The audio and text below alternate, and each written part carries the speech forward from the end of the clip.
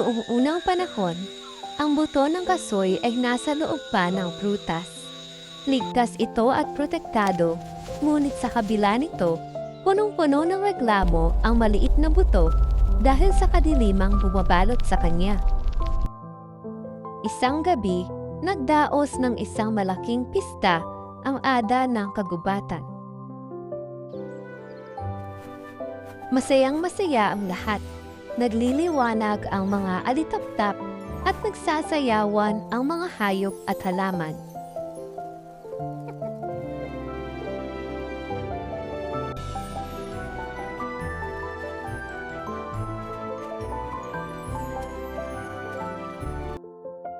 Ngunit sa loob ng kasoy, naghihimutok ang buto. Mabuti pa sila, nakikita ang saya ng paligid, naririnig ko ang awit at tawanan, pero heto ako, nakakulong sa dilim. Napaka-unfair naman. Narinig ng makapangyarihang ada ang kanyang mga bulong. Dahil sa habag, nagpakita ang ada sa buto.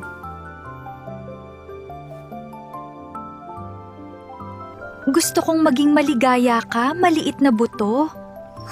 Mayroon ka bang nais na kahilingan? Opo, mahal na ada. Maawa kayo, palabasin ninyo ako sa madilim na lugar na ito. Gusto ko ring makasama sa saya at makita ang ganda ng mundo. Iwinasiwas ng ada ang nagniningning niyang panangalaw.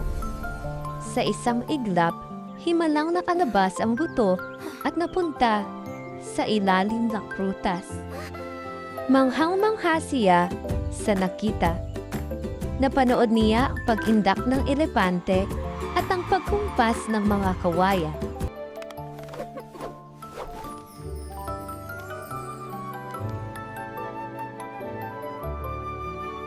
Ngunit nang sumapit ang hating gabi, hudyat na ng pamamahinga, namatay ang mga ilaw at biglang nagbago ang panahon.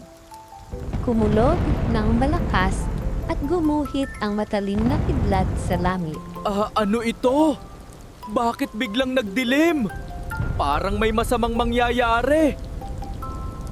Bumuhos ang napakalakas na ulan. Walang masilungan ang buto habang ang mga hayop ay nagtatago sa kuweba at ang mga halaman ay kumakapit sa lupa.